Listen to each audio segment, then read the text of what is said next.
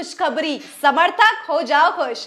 इस वक्त की सबसे बड़ी अपडेट आपको अरविंद केजरीवाल की गिरफ्तारी को लेकर दे दूं कि अरविंद केजरीवाल के समर्थक, आम आदमी पार्टी के कार्यकर्ता और समूचा जो दिल्ली का जनसैलाब जो अरविंद केजरीवाल के समर्थन के लिए जो कूद पड़ा था, अब उनके लिए खुशखबरी। और खुशखबरी यह है दोस्तों कि 31 मार्च को जो महारैली का आयोजन रामलीला मैदान में इंडिया गठबंधन के नेतृत्व में समूचे इंडिया गठबंधन के लोग यानी आम आदमी पार्टी और तमाम जो है प्रदेश के अलग अलग लोग, देश के अलग अलग प्रदेश से विधायक, सांसद और जो भी समर्थक है वो जो इस रैली में शिरकत करने वाले थे उसको मंजूरी मिल चुकी है। जी हाँ, काफी ज्यादा कयास लगाए जा रहे थे कि अगर ये चुनाव से पहले जिस प्रकार से रैली हो रही है या यूं कहूं कि गिरफ्तारी के खिलाफ ये जो रैली हो रही है शायद इलेक्शन कमीशन इसकी मंजूरी न दे, या फिर ये भी मामला सामने आ रहा था कि कुछ जो है अनबन भी हो सकती है, कोई बुरी खबर भी आ सकती है। लेकिन क्योंकि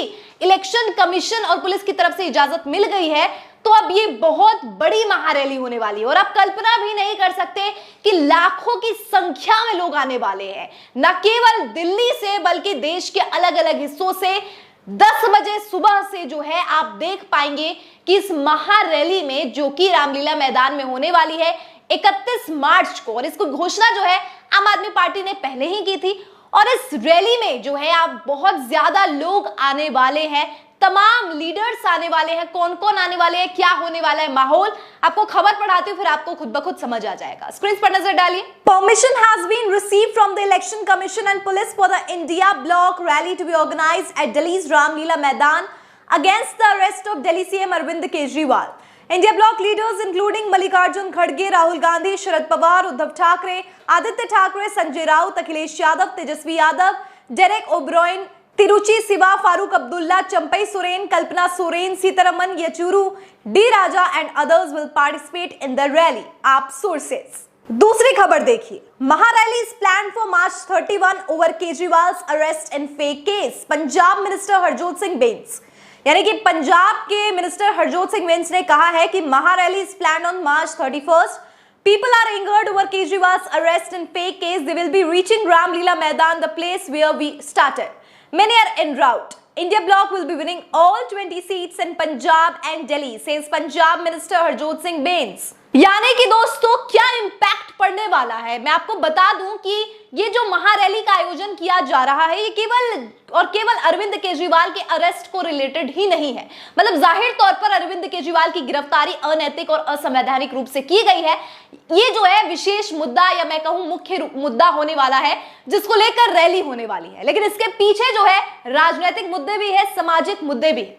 राजनीतिक मुद्दा ये होने वाला है दोस्तों कि किस प्रकार से भारतीय जनता पार्टी न केवल अरविंद केजरीवाल और आम आदमी पार्टी पर अपना कहर ढा रही है बल्कि कांग्रेस और तमाम विपक्षी पार्टियों के खिलाफ भी जो है मोर्चा शुरू कर चुकी है, या मैं यूं कहूं एक सिलसिलेवार तरीके से खत्म करने का प्रयास कर रही है भारतीय लोकतांत्रिक व्यवस्था को। और यही कारण है दोस्तों कि इलेक्टोरल बॉन्ड का डेटा छुपाया जाता है, हेमंत सोरेन की गिरफ्तारी होती है, ईडी के छापे जो है काफी प्रसिद्ध और मैं कहूं कि सांसद, विधायक, विपक्षी पार्टी के दल है उनको दबाने का प्रयास किया जाता है, उनको तोड़ने का प्रयास किया जाता है।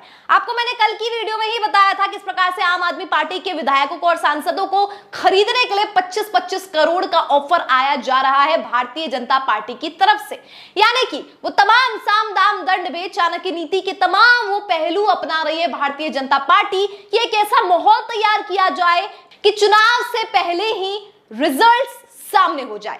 यानी कि नहीं चाहते कि फ्री एंड फेयर इलेक्शंस हो, जनता वोट दे और उस वोटों के माध्यम से जो है चुनाव हो किसी भी नेता का या प्रधानमंत्री का। ये चाहते हैं चुनाव देश में हो ही ना। अगर इनको चुनाव पे इतना भरोसा होता तो शायद 2024 के लोकसभा चुनाव इतने करीब है, ये संयम रखते, चुनाव प्रणाली पर भरोसा रखते। लेकिन मुझे तो ऐसा लग रहा है अब इनका ईवीएम पर भी भरोसा जो है डगमगा गया है और यही कारण है कि विपक्षियों के मुंह बंद करने के लिए कभी उनको हिरासत में डाल रहे हैं तो कभी उनको अपने साथ ले रहे हैं। अब देखिए इसी से संबंधित जिस प्रकार से अंतरराष्ट्रीय मीडिया पे जो बेइज्जती, घोर अपमान हो रही है ना, नरेंद्र मोदी जी और भारतीय जनता पार्टी की। सबसे पहले तो जर्मनी ने किस प्रकार से कंडेम किया था, निंदा की थी जो कुछ भी अरविंद केजरीवाल की गिरफ्तारी जिस तरीके से की गई है। उसके बाद यूके की मीडिया द स्काई न्यूज ने भी काफी ज्यादा आलोचना की थी, यूएस ने भी इसका खंडन किया था। लेकिन हमारे भारतीय जनता पार्टी और हमारी सरकार जो है वो संप्रभुत्वता के नाम पे सबको चुप करा देती है। लेकिन आपको बता दूं कि अमेरिका का फिर से इस पर बयान आया। जी हाँ, अमेरिका ने अरविंद केजरीवाल की गिरफ्तारी और भारतीय लोकतंत्र को लेकर एक बहुत बड़ी टिप्पणी की है। स्क्रीन पर नजर डालिए, क्या है बड़ी खबर। Spokesperson for the secretary general Antonio Guterres said, "What we very much hope that in India, as in any country that is having election, that everyone's rights are protected, including political and civil rights, and everyone is able to vote in an atmosphere that is free and fair." यानी कि दोस्तों America ने, Antonio Guterres general secretary जो है उनके spokes person ने ये बात कही, और बहुत बड़ी बात है ये कि वो कह रहे हैं कि जिस भी देश में चुनाव होता है और भारत का जिक्र करके वो कह रहे हैं कि वो अपेक्षा करते हैं कि ऐसे लोकतांत्रिक ढांचे में जो चुनाव हो वो ठीक तरीके से हो और free and fair elections conduct कराया जाए।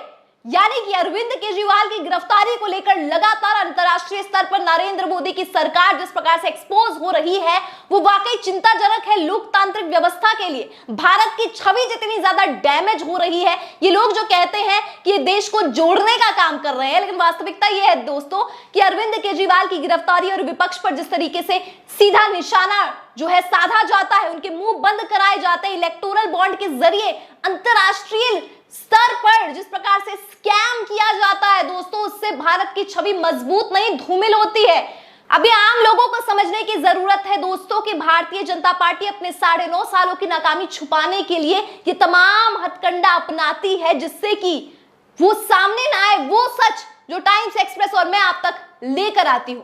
दोस्तों इसी सिलसिले में मैं आपको बता दूं कि मनोज तिवारी जो हमेशा कंट्रोवर्शियल बातें करने के लिए जाने जाते हैं, कुछ ना कुछ ऐसा बोल ही देते हैं जिससे खुद ही फंस जाते हैं। पिछली बार उन्होंने नैतिकता की बात कर दी थी, अरे नैतिकता के हिसाब से तो अरविंद केजरीवाल को जो है इस्तीफा दे देना चाहिए। अब वही मनोज तिवारी ने अब क्या बयान दिया है वो भी आपको बता दूं, स्क्रीन पर नजर डालिए। मनोज तिवारी ने पूछा है, does holding a press conference reduce the crime of a criminal? The question is why only his wife is coming out in support and not the people of Delhi?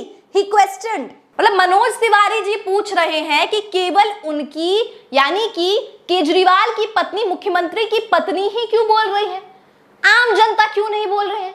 अब दिखाइए जरा मनोज तिवारी को वो तस्वीरें, वो क्लिपिंग्स जिसमें कैंडल मार्च किया जा रहा है, जिसमें घेराव किया जा रहा है प्राइम मिनिस्टर के घर को, तमाम वो इलाकों को, तमाम जो सड़क है उसमें प्रोटेस्ट किया जा रहा है, चाहे वो आईटीओ फ्लाईओवर हो या कोई भी जगह ले लीजिए आप। क्या मनोज तिवारी को वो प्रदर्शन नहीं दिख रहा? क्या आम जनता जो सड़क पर आ उठी है उन्हें वो नहीं दिख रहा? या मनोज तिवारी को वो नहीं दिख रहा कि किस प्रकार से एक फोटो जर्नलिस्ट का गला दबाया जाता है पुलिस अधिकारी के द्वारा? किस प्रकार से प्रोटेस्टर्स यानी आम आदमी पार्टी के समर्थक और आम पब्लिक के साथ जो पुलिस का रवैया है कि मनोज तिवारी को वो नहीं दिख रहा? तो अगर दिख रहा है तो क्या उन्हें यह मालूम नहीं है कि दिल्ली की आम जनता सड़कों पर है?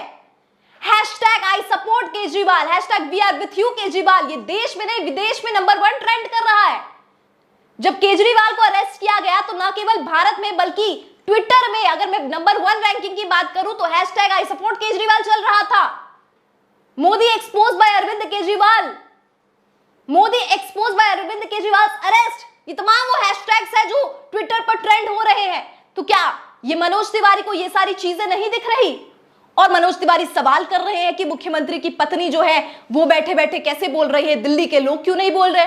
और अगर मनोज तिवारी को लग भी रहा है कि दिल्ली के लोग क्यों नहीं बोल रहे हैं, तो दोस्तों जिस प्रकार से सुनीता केजरीवाल ने व्हाट्सएप अभियान की शुरुआत की है, उन्होंने एक बकायदा एक नंबर दिया है कि इस नंबर के जरिए आप अपने दिल्ली के मुख्यमंत्री केजरीवाल को अपना संदेश पहुंचा सकते हैं, अपनी शुभकामनाएं दे सकते हैं, अपना सपोर्ट दिखा सकते हैं।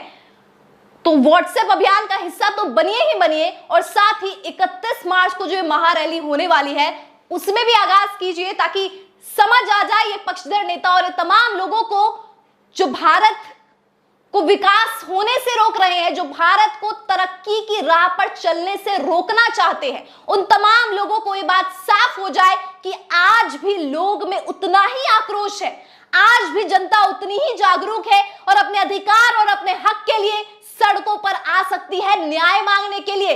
लोकतंत्र का संरक्षण अगर संविधान कर रहा है तो लोग हैं जो संविधान को और उनके प्रावधानों को जीवित रखने का काम करते हैं। तो आइए 31 मार्च को और लोकतंत्र को जीवित रखने के इस अभियान में आप लोग भी अपनी भागीदारी दर्ज करें।